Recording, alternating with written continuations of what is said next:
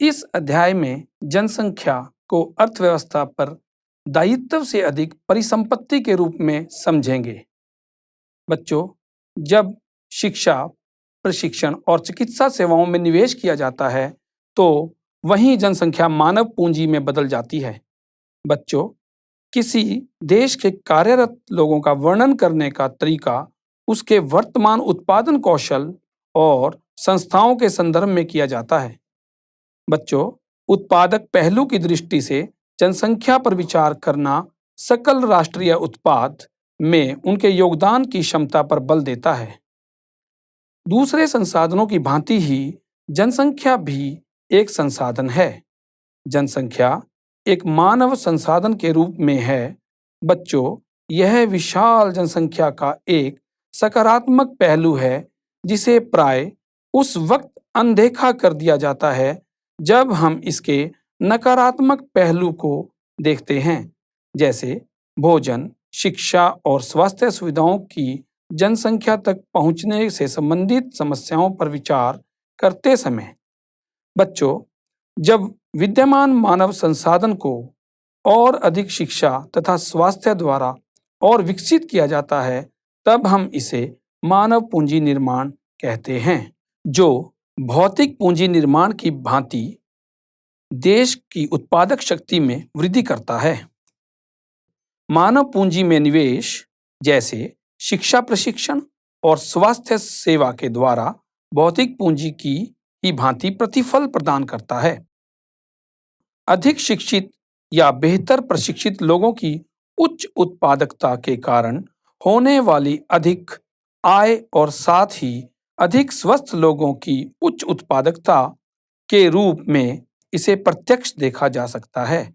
बच्चों, उच्च आय से न केवल अधिक शिक्षित और अधिक स्वस्थ लोगों को लाभ होता है, बल्कि समाज को भी अप्रत्यक्ष तरीकों से लाभ होता है, क्योंकि अधिक शिक्षित या अधिक स्वस्थ जनसंख्या का लाभ लोगों तक भी पहुंचता है जो स्वयं प्रत्यक्ष रूप से इतने शिक्षित नहीं हैं या उतनी स्वस्थ सेवाएं उन्हें प्रदान नहीं की गई हैं। वास्तव में मानव पूंजी एक तरह से अन्य संसाधनों जैसे भूमि और भौतिक पूंजी से श्रेष्ठ है, क्योंकि मानव संसाधन भूमि और पूंजी को उपयोग कर सकता है। भूमि और पूंजी अपने आप उपयोगी नहीं हो सकते। मानव पूंजी में निवेश द्वारा इसे एक उत्पादक परिसंपत्ति में बदला जा सकता है। उदाहरण के लिए, सबके लिए शिक्षा और स्वास्थ्य, आधुनिक प्रौद्योगिकी के प्रयोग में औद्योगिक और कृषि श्रमिकों के प्रशिक्षण, उपयोगी वैज्ञानिक अनुसंधान आदि पर संसाधनों के व्यय द्वारा। अब हम एक कहानी सुनेंगे और उस कहानी को उदाहरण के तौर पर लेकर हम यह पता करेंगे कि लोग अधिक उत्पादक संसाधन बनने का प्रयास करते हैं या नहीं। दो मित्र विलास और सकल एक ही गांव सेमापुर में रहते थे। सबसे पहले हम सकल की कहानी देखेंगे। सकल की आयु 12 वर्ष की थी। उसकी मां शीला घर का कामकाज देखती थी। उसके पिता बूटा चौधरी खेत में काम करते थे। सकल घर के कामकाज में अपनी मां की मदद करता था। वह अपने छोटे भाई जीतू और बहन सीतू की भी देखभाल करता था। उसके चाचा श्याम ने मैट्रिक की परीक्षा पास की थी, लेकिन वह घर पर ही बेकार बैठा था क्योंकि उसे कोई नौकरी नहीं मिली। बूटा और शीला चाहते थे कि उनका बेटा सकल पढ़े लिखे और उसने गांव के स्कूल में शीघ्र ही प्रवेश भी कर लिया था। उसने पढ़ना शुरू किया और उच्चतर माध्यमिक की परीक्षा पास कर ली। उसके पिता ने उसे अपनी पढ़ाई जारी रखने के लिए राजी कर लिया। उन्होंने सकल के लिए कंप्यूटर के व्यावसायिक कोर्स में अध्ययन के लिए कर्ज लिया। सकल प्रतिभाशाली था और आरंभ से ही पढ़ाई में उसकी रुचि थी। उसने बड़े लगन और उत्साह से अपना कोर्स पूरा किया। कुछ समय के पश्चात उसे एक प्राइवेट फर्म में नौकरी भी मिल गई। उसने एक नए प्रकार के सॉफ्टवेयर को डिजाइन भी किया। इस सॉफ्टवेयर से फर्म को अपनी बिक्री बढ़ाने में सहायता मिली। उसके बॉस ने उसकी सेवाओं से प्रसन्न होकर उसे पदोन्नति दी। बच्चों, अब हम बात करेंगे विलास की कहानी की। विलास 11 वर्ष का लड़का था और वह सकल के गांव में रहता था। सकल का ही मित्र था। विलास के पिता महेश एक मछुआरे थे। विलास जब केवल 2 वर्ष का था तब उसके पिताजी की मृत्यु हो गई थी। उसकी मां मछलियां बेचकर अपने परिवार को पाला पोसा करती थी। वह जमींदार के तालाब से मछलियां खरीदती और निकट की मंडी में बेचती थी। वह मछलियां बेचकर एक दिन में केवल 150 रुपये कमा पाती थी। विलास, जिसका कि बचपन से ही ज्यादा पालन पोषण ठीक नहीं हो पाया था, वो गठिया का रोगी बन गया था। उसकी मां के पास इतने पैसे नहीं थे कि वह उसे किसी अच्छे डॉक्टर को दिखा पाती। वह स्कूल भी नहीं जा सकता था। उसकी पढ़ने में रुचि नहीं थी। वह खाना पकाने में अपनी मां की मदद करता और अपने छोटे भाई मोहन की भी देखभाल करता था। कुछ समय पश्चात उसकी मां बीमार पड़ गई तथा उनकी देखभाल करने वाला कोई नहीं था। परिवार में उसकी सहायता करने वाला कोई भी नहीं था। विलास भी उसी गांव में मछलियां बेचने के लिए बाध्य हो गया। अपनी मां की तरह वह भी कम ही कमा पाता था। इन दोनों कहानियों में दिए गए दोनों व्यक्तियों के अध्ययन से हमें यह पता चलता है कि सकल स्कूल जाता था जबकि विलास स्कूल नहीं गया।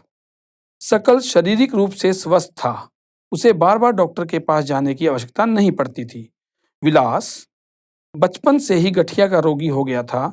उसके यहाँ डॉक्टर के पास जाने के साधन ही नहीं थे और उसकी माँ के पास पैसे भी नहीं थे। सकल ने कंप्यूटर में डिग्री प्राप्त की थी। सकल को एक प्राइवेट फर्म में नौकरी मिल गई। विलास वहीं काम करता रहा जहां उसकी माँ काम करती थी। अपनी माँ की तरह परिवार को पालने पोसने के लिए उसकी आय बहुत कम थी। सकल के मामले में कई वर्षों की शिक्षा ने उसके स्वयं की गुणवत्ता बढ़ाई। इससे उसकी कुल उत्पादकता में वृद्धि हुई। कुल उत्पादकता देश की समृद्धि में योगदान देती है। बच्चों, इसके बदले में व्यक्ति को वेतन के रूप में या फिर उसके पसंद के किसी दूसरे रूप में प्रतिफल मिलता है। विलास को उसके जीवन के आरंभिक भाग में कोई शिक्षा व स्वास्थ्य सेवा नहीं मिल सकी।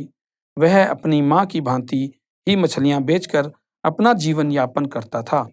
इसीलिए वह अपनी माँ की तरह अकुशल श्रमिक का वेतन पाता था। बच्चों, एक बच्चा भी जिसकी शिक्षा और स्वास्थ्य पर निवेश किया गया है, भविष्य में ऊंचाई और समाज को आगे बढ़ाने के रूप में उसका योगदान या प्रतिफल दे सकता है। यह देखा जाता है कि शिक्षित माँ बाप अपने बच्चों की शिक्षा पर अधिक निवेश करते हैं। ऐसा इसलिए होता है क्योंकि उन्होंने स्वयं भी शिक्षा के महत्व को अनुभव किया होता है। वे उचित पोषण और स्वच्छता के प्रति भी सचेत होते हैं। इसी प्रकार वह अपने बच्चों को स्कूली शिक्षा और अच्छे स्वास्थ्य की आवश्यकताओं का भी ध्यान रखते हैं। इसी तरह इस मामले में एक अच्छा चक्र बन जाता है। इसके विपरीत स्वयं भी अशिक्षित और अस्वच्छता तथा सुविधा वंचित स्थिति में रहने वाले माँ बाप एक दुष्चक्र धारण कर लेते हैं और अपने बच्चों को अपनी ही तरह सुविधाओं से वंचित स्थिति में रखते हैं। जैसा कि हम पहले भी जापान की बात कर चुके हैं, एक बार फिर मैं आपको यहाँ जापान देश के बारे में बताना चाहूँगा। बच्चों, जापान जैसे देश ने मानव संसाधन पर निवेश किया है। उनके पास कोई प्राकृतिक संसाधन नहीं है। यह विकसित धनी देश है। अपने देश के लिए आवश्यक प्राकृतिक संसाधनों का आयात करते हैं। उन्होंने लोगों में विशेष रूप से शिक्षा और स्वास्थ्य के क्षेत्र में निवेश किया है। अपने मानव संसाधन पर बहुत निवेश किया है। उन लोगों ने भूमि और पूंजी जैसे अन्य संसाधनों को बहुत ही कुशलता के साथ उपयोग किया है। इन लोगों ने जो कुशलता और प्रौद्योगिकी विकसित की, उसी से यह देश धनी और विकसित बना।